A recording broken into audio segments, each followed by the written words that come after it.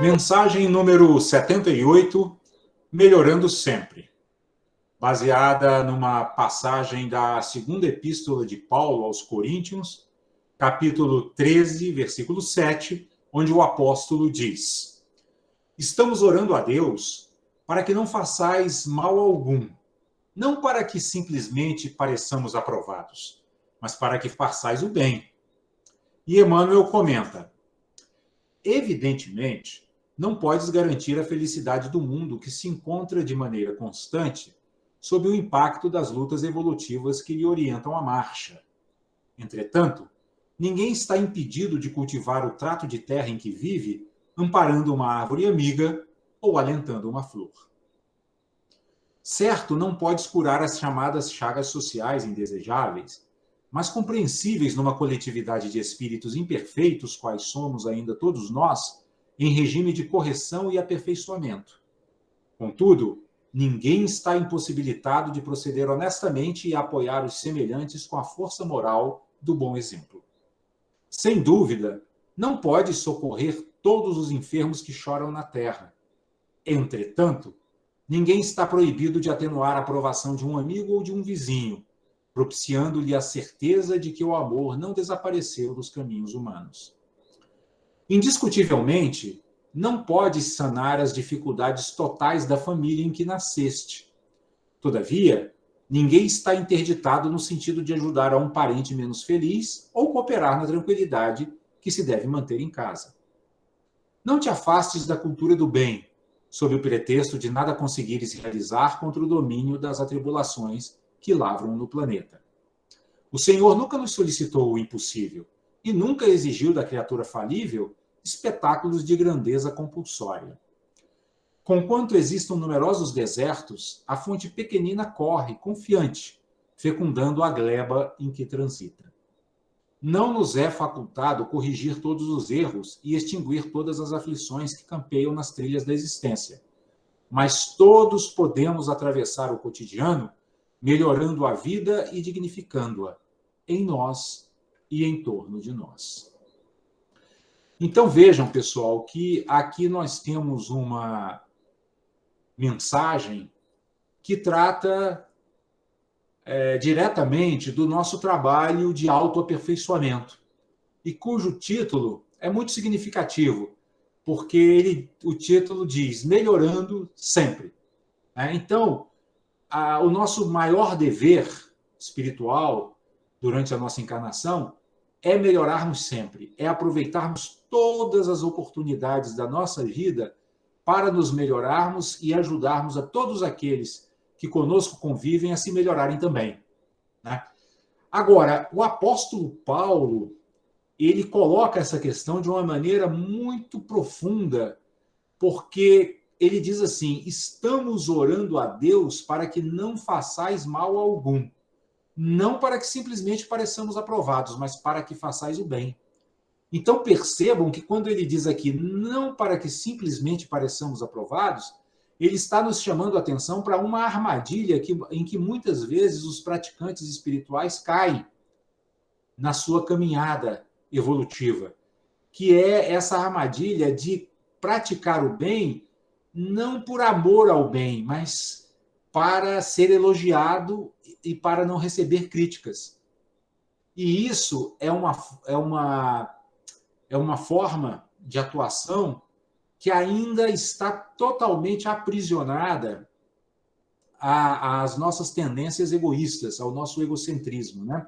Porque vocês lembram que a gente tem sempre ressaltado muito esse ponto de que o ego, ele não é uma entidade, né? Ele é um conjunto de tendências mentais, de tendências emocionais que nós manifestamos nesse momento evolutivo ainda, vamos dizer assim, um tanto atrasado, né, em que nos manifestamos. Então, quais são essas tendências do ego? A gente tem falado muito delas aqui, né?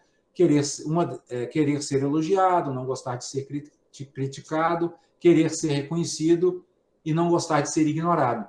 Então, muitas vezes, né, os praticantes espirituais ou aqueles que estão ali ligados ao Evangelho procuram praticar o bem mas com essa motivação que nós podemos chamar de motivação pequena, porque é uma motivação egóica, né? Ou seja, ele quer ser reconhecido como um bom praticante. Olha, poxa, olha só, fulano é caridoso, olha só, ele visita ali os orfanatos, os asilos, né? Ele vai no centro, dá um passe, né? Ele recebe as pessoas e aconselha, mas a motivação que está levando a pessoa a fazer isso ainda é uma motivação egocêntrica, né? Claro que melhor fazer o bem do que fazer o mal. Então já é alguma coisa, a pessoa está ali se esforçando para fazer o bem.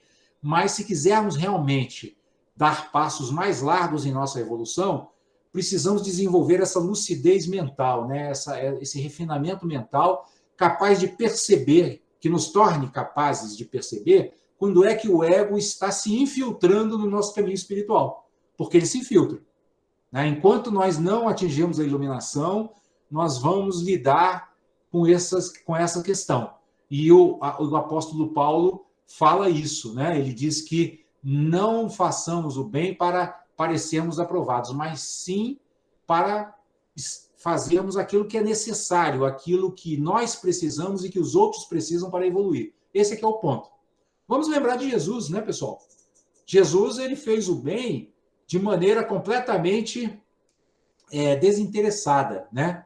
De maneira completamente abnegada. Ele não estava minimamente preocupado com qualquer tipo de elogio, né? Não estava preocupado se receberia críticas. Tanto é que, ao fazer o que era necessário fazer, ele acabou sendo não só criticado, mas sim sacrificado e crucificado, né? Porque desagradou tanto os seus contemporâneos que aqueles que com ele conviviam acabaram condenando-o, né, à morte na cruz. E Emmanuel, comentando essa passagem de Paulo de Tarso, na segunda epístola aos Coríntios, ele vai nos chamar a atenção, né, para o fato de que nós não devemos nos desanimar ao olharmos para o mundo, ao olharmos para a sociedade e vermos tanta confusão, tanto sofrimento e tanta infelicidade, né, graçando, né, nos meios em que a gente, com os quais a gente convive, né? Porque a gente vê muito hoje, né? A gente liga a televisão, ouve o rádio ou até mesmo na internet e a gente vê notícias pesadas, né? Ouve notícias pesadas, né? Vê coisas, homicídios sendo praticados, né? Estupros, né? Brigas em família, filhos matando os pais, pais matando os filhos, né? Mas Emmanuel chama atenção para que nós não nos desanimemos com isso, porque ele fala claramente que nós não podemos garantir a felicidade do mundo, mas nós podemos amparar aqueles mais próximos, né? Porque vejam, pessoal, a todo momento nós estamos fazendo escolhas no nível do pensamento, da fala e da ação, né? Então nós podemos sim, no ambiente em que vivemos, trazer mais paz, trazer mais compaixão, trazer mais bondade amorosa para aquele pequeno círculo com o qual nós convivemos, né? Nós podemos trazer uma palavra de consolo, né? Nós podemos trazer um gesto de fraternidade e podemos também vibrar com pensamentos positivos, né? Com pensamentos luminosos, né? Com pensamentos que, enfim, melhorem as vibrações do ambiente pelo qual nós estamos transitando. Então, nós sempre podemos fazer algo, né? Vamos lembrar aquela frase do filósofo Cortella, Mário Sérgio Cortella, né? Quando ele diz para fazermos o possível nas condições que temos, né? Enquanto não temos condições melhores de fazer melhor ainda. Então, nós não devemos ficar preocupados com a abrangência das nossas ações, mas sim com o fato de estarmos sempre praticando boas ações. Não importa se elas impactem apenas uma pessoa ou um pequeno grupo de pessoas. Se nós conseguirmos fazer o bem em qualquer circunstância, já é uma grande coisa, né? Porque o que o Evangelho nos ensina? A praticarmos o bem e evitarmos o mal. Essa é a nossa função, essa é a nossa obrigação. Não importa se o alcance da nossa prática é pequeno ou limitado. Importa que nós estejamos sempre, o tempo inteiro, em nosso cotidiano, evitando o mal e praticando o bem. E em todos os níveis, em todos os 3 níveis de ação: pensamento, fala e a ação de corpo propriamente dita, né? É por isso que Emmanuel vai enriquecendo aqui, né, o comentário, com vários exemplos, né? Falando, por exemplo, que nós não podemos curar as chamadas chagas sociais, né? Mas podemos estimular os outros a avançarem espiritualmente com a força moral do bom exemplo, né? É o que o Lama Padma Santen chama de ensinar pelas costas, né? Ensinar com o bom exemplo, né? Ensinar sem palavras, né? Ensinar simplesmente com a nossa própria ação no mundo, né? Quando nós agimos no mundo conectados com os ensinamentos evangélicos, conectados com Jesus, conectados com a espiritualidade superior, nós emanamos um magnetismo que estimula os outros a fazerem o mesmo, né? Então, nós estamos sendo uma luz, né, no mundo sempre que nós conseguimos apoiar os nossos semelhantes, como diz Emmanuel, com a força moral do nosso bom exemplo, né? E ele segue ainda nos dizendo que não podemos socorrer a todos os enfermos, né? Mas podemos atenuar a provação de um amigo ou de um vizinho, né? Ou de um familiar, né, que se mostra ali adoentado, debilitado, ou com algum tipo de dificuldade. Nós podemos ali amparar, nós podemos ali atenuar seu sofrimento, né? Então, percebam que Emmanuel está apontando aqui o tempo todo em seu comentário para as pequenas ações, para o valor das pequenas ações. Porque na caminhada espiritual não é a quantidade que conta, é a qualidade da ação, né? A boa ação, quando nós falamos boa ação, esse adjetivo boa, ele se refere à qualidade da nossa ação. Então, nós podemos ter boas ações, como dissemos agora há pouco, e vamos repetir, né? Nós podemos ter boas ações em pensamento, em fala e na própria ação de corpo, né? Então, é isso com o que nós devemos nos preocupar, né? Por menor que seja o nosso gesto, se ele for bom, isso vai contribuir em muito para o nosso avanço no caminho espiritual, como também para aqueles que estiverem sendo objetos da nossa atenção, né? Objetos do nosso carinho, né? E aí, Emmanuel, então, depois de nos advertir de todas essas...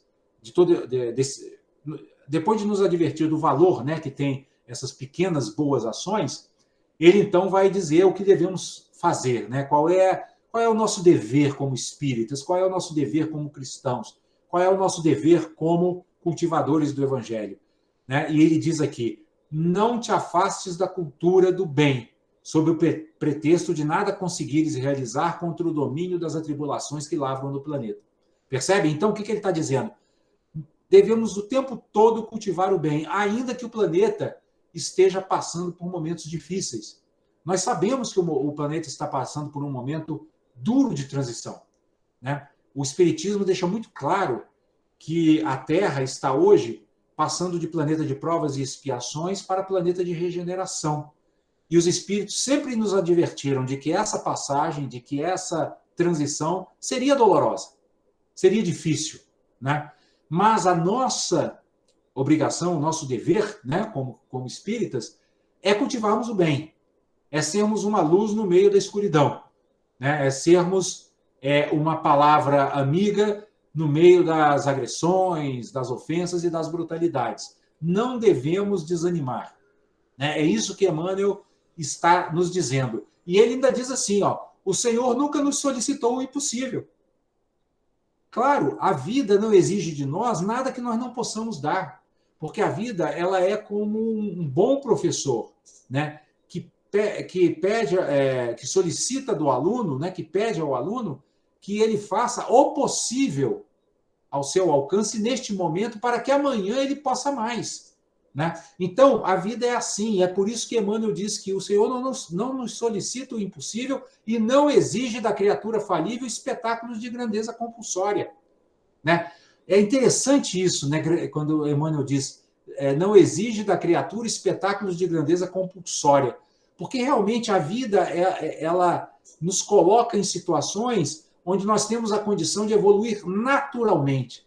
Não existe essa compulsoriedade, né? A vida é muito natural, né? A vida ela flui. E se nós soubermos nos harmonizar com as leis divinas e naturais que regem a vida, né? Nós vamos caminhar com aquela suavidade, com aquela leveza que Jesus nos sugere, né? Então, precisamos ficar preocupados em dar espetáculos de grandeza espiritual para o qual nós nem estamos habilitados, né? No nosso atual estágio evolutivo, é o estágio mesmo das pequenas boas ações. Isso já vai ser muito para nós. Então, fiquemos apenas atentos, como diz Jesus, orando e vigiando, né? Para não cairmos na tentação dos maus hábitos. Esse é o nosso trabalho. É isso que precisamos fazer, né? Porque Emmanuel mesmo, quando vai caminhando para a conclusão, ele diz, né, que, embora existam numerosos desertos, a fonte pequenina corre confiante, fecundando a gleba em que transita. Então, nós devemos ser igual a essa fonte. Nós devemos ser uma fonte pequenina de bem, né, que transita pelo mundo, matando a sede, né, de consolo, né, de amor e de compaixão que esse mundo atribulado tem, né? O mundo está sedento, ele está faltando compaixão no mundo, está faltando bondade amorosa no mundo, está faltando altruísmo no mundo, está faltando equanimidade, generosidade e paciência no mundo. Então, que nós sejamos essa fonte de generosidade, paciência, equanimidade, compaixão e amor. É isso que Emmanuel está nos conclamando a fazer, né? Ele está nos pedindo que, simplesmente, com aquilo que nós pudermos fazer, nós melhoremos a vida, dignifiquemos essa vida, né? Tanto em nós como em torno de nós, né? Ou, em outras palavras, o que Emmanuel está nos conclamando a fazer é a exercitarmos as qualidades espirituais, as perfeições espirituais, dentro das nossas possibilidades. Porque, em o fazendo, nós seremos uma luz no mundo, tanto para nós, quanto para todos aqueles que conosco convivem.